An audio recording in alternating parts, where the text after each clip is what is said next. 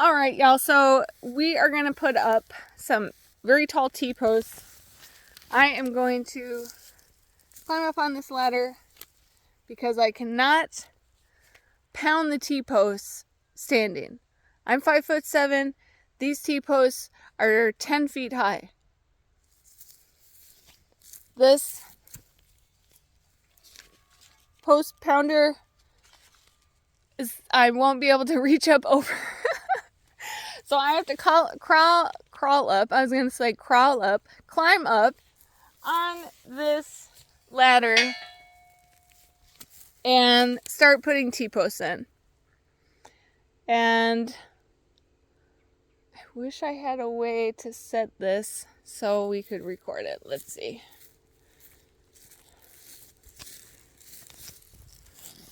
All right.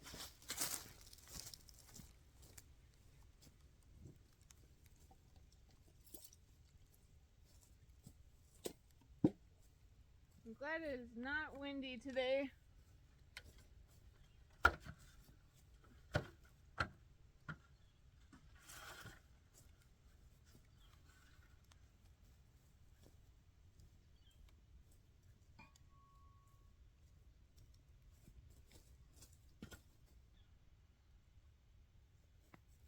We'll see if that works. It may not work.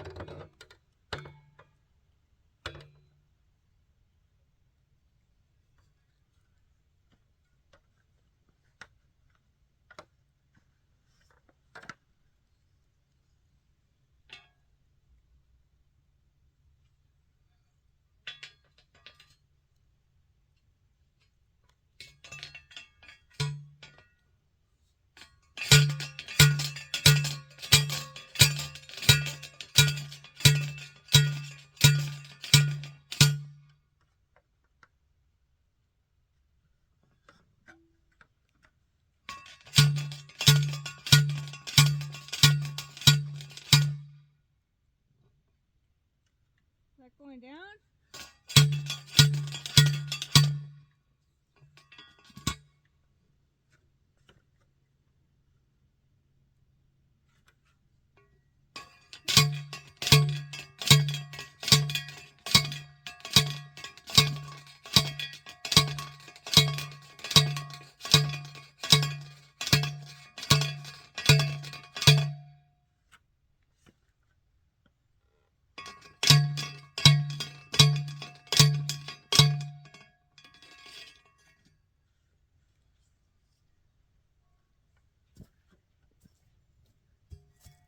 One T-post down and it's crooked!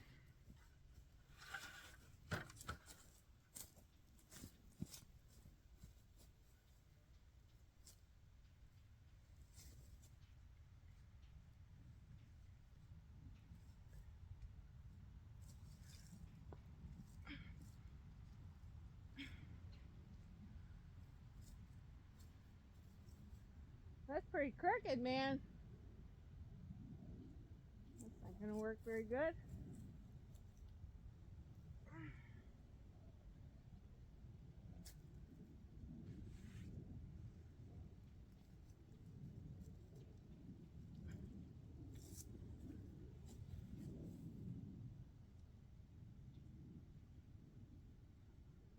I'm not quite sure what to do about that.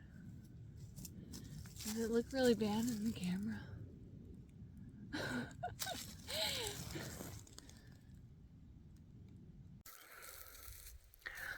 Alright. This is a little more tricky than I thought. So putting up these T-posts, 10 foot, with a ladder and a post pounder, but that one's crooked. This one's crooked.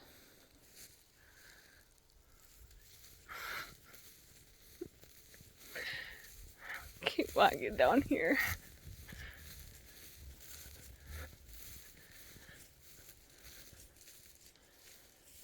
That one is crooked. And crooked.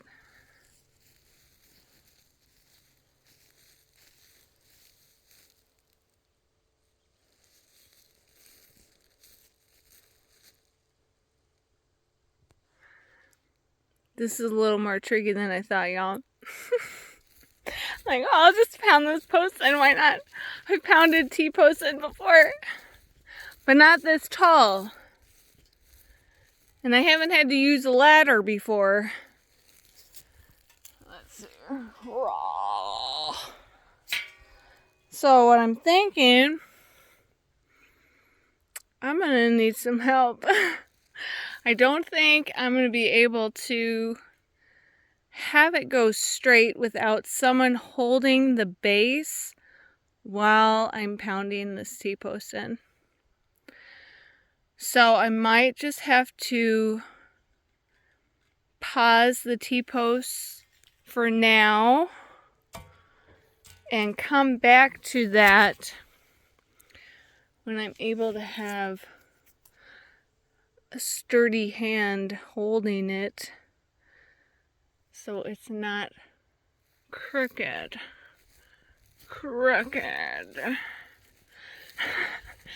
So, yeah. Any ideas? I will also look up, I did not look this up, by the way. Maybe I should have. That would have been a good idea.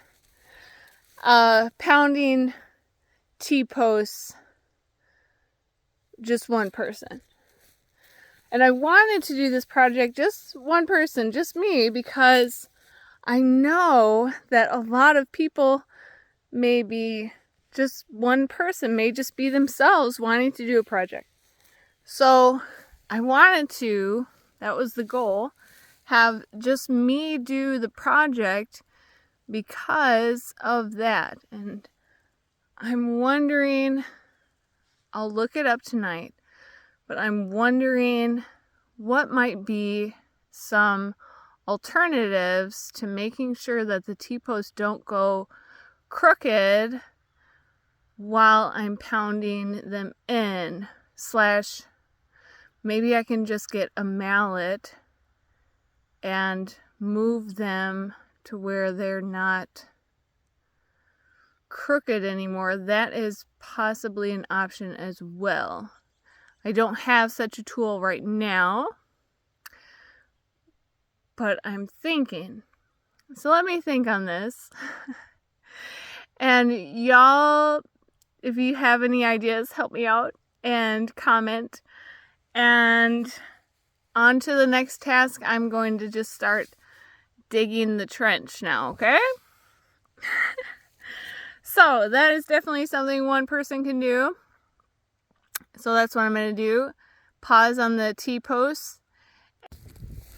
All right, everyone, let's talk about quack grass, because it is a nuisance grass. Everyone knows quack grass, but maybe you're not quite sure. Ooh, there was a box elder bug. Maybe you're not sure what I am referring to. Well, this right here is quack grass. Now I pulled it up. This is the root rhizome. It's the roots on these are rhizomes because they go out. And if they have 3 prongs, this one has 2, it looks like. But if I've read if they have 3, maybe they count this tiny, tiny one right there. Can you see this one down at the bottom? If they have 3, then they can go out 10 feet, the rhizome. So this has been covered by black tarps from May to October, okay? Weeds came up and then they died. Weeds came up and then they died. So overall, it looks pretty good. It was tilled once in May, but after that, just tarped and nothing else was done to it until when I seeded the winter cover crop. But this weed has decided to just make its way back in. And just some little notes on quackgrass, because I have things in my brain and I don't always remember to say everything that I want to say. So, the quackgrass though, okay, so I've read things about it. It takes up 85 to 90% of the soil, the nutrients in the soil that other plants would need to successfully grow.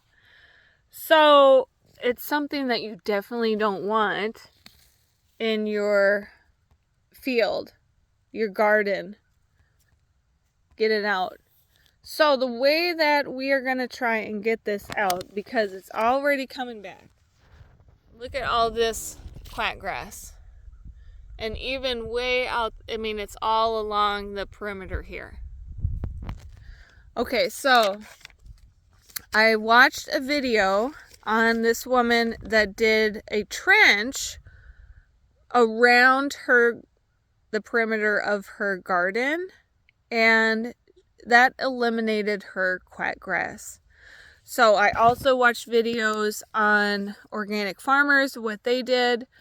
A lot of them used tarps and said that it would come back, but that if you kept doing the tarps over and over and over, eventually the quackgrass did not come back. But it is very pervasive, and it is, I mean, just venturing into the field here, right? And if you are digging out this quackgrass, but you leave one piece of rhizome, just a little bit, just a tiny, it will just grow right back. But it's underground, so you don't know that you didn't miss it, but you did, and so it's coming back. So it's like, oh my God, this quackgrass, why? See those little babies coming out of there? I mean, it is. I mean, I guess you gotta give it a little bit of props, because you're like, wow, you are relentless, and I could take note of that, to be relentless. But not here, honey. So, alright, so what we're gonna do is we're gonna dig the little trench all around the perimeter, and hopefully we will get that done before it gets super cold out here. The ground is super hard because we have not had much rain at all after the flooding that we had. Then now there's been no rain. So it is super dry, and that makes the ground super hard, and it's harder to dig in. So what I'm going to use, just digging out quackgrass right now, what I'm going to use for tools is a fork. It's called a D-handle fork. So I've been using that, and then also just a regular shovel. So this is right here what I just did with the D fork. I have not made a dent at all in this, hardly, but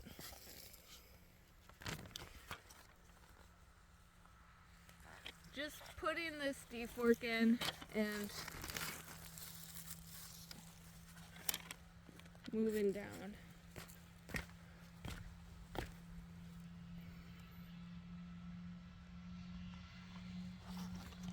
See, as you can see, this is very hard ground. This is very hard ground.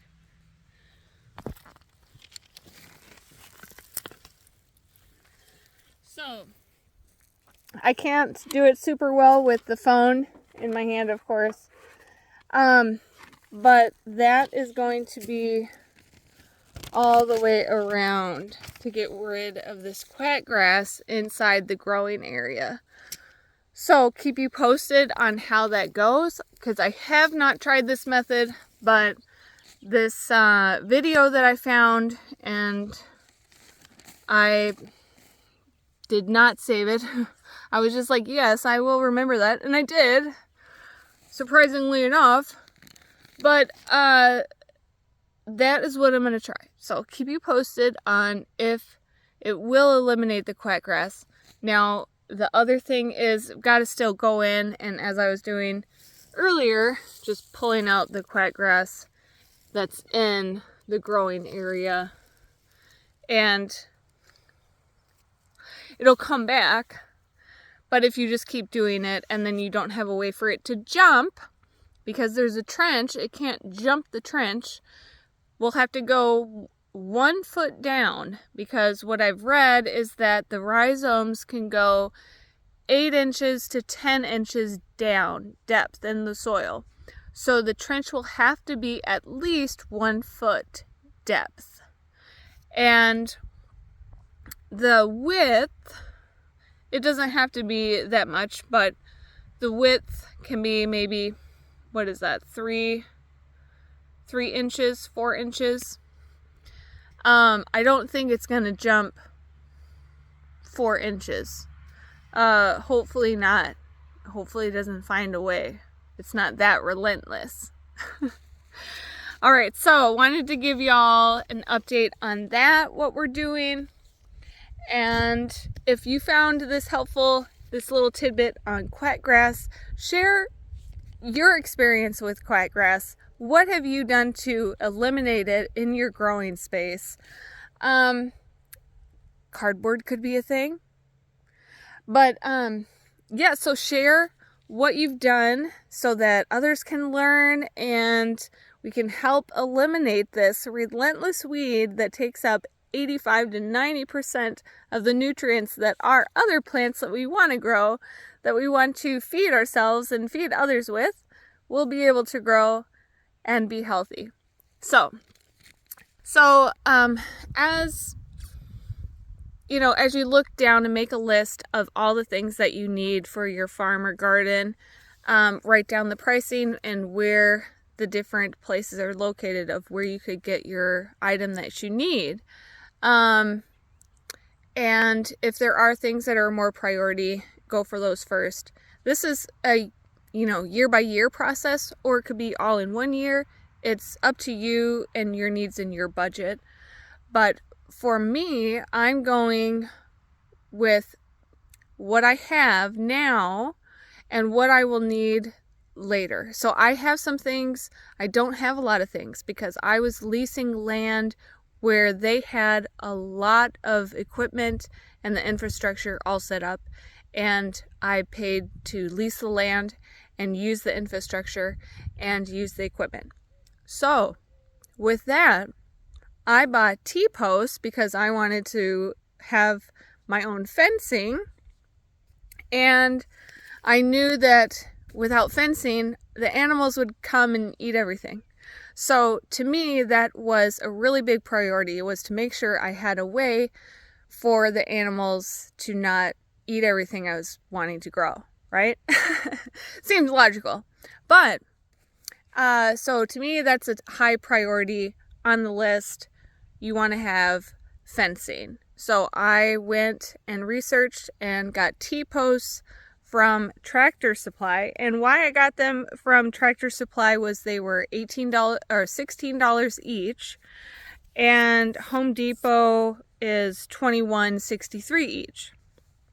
And also keeping an eye on like the different products and going up in price. And so I was like, well, the 16 is the cheapest. This is a 10 foot. Because deer can jump over 7 or 8, basically. Maybe not as much 8. But these T-posts will be in up to 8. So they will be 8 feet high. But if you can see this. This is the, and I can't remember exactly the terminology that you call this teak, but it goes into the ground past this mark. So then that is the stable and secure for footing for your fencing. And not many places have that tall of T-posts, the 10-foot. So I was kind of limited on where I could find them.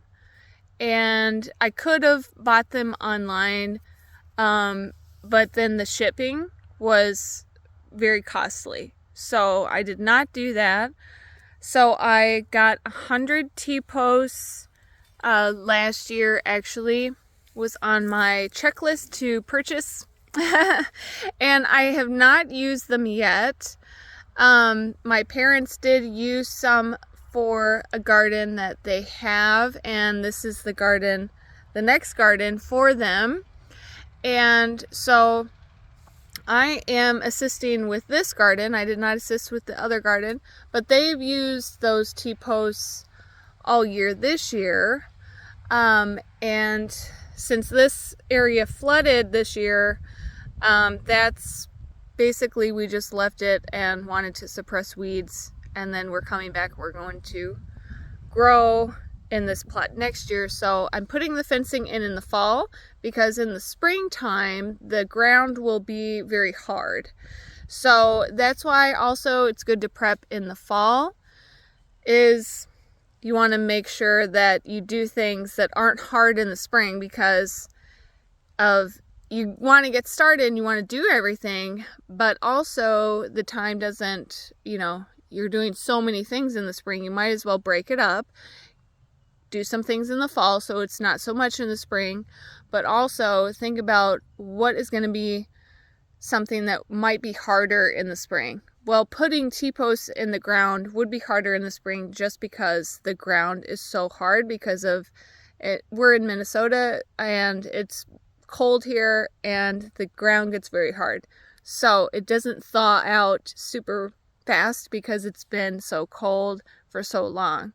So you would have to wait a period of time before you would put the T-posts in and the fencing up and then to plant. So this way the fencing will be up, the T-posts in, fencing up, and ready to go in the spring for when you are ready to plant.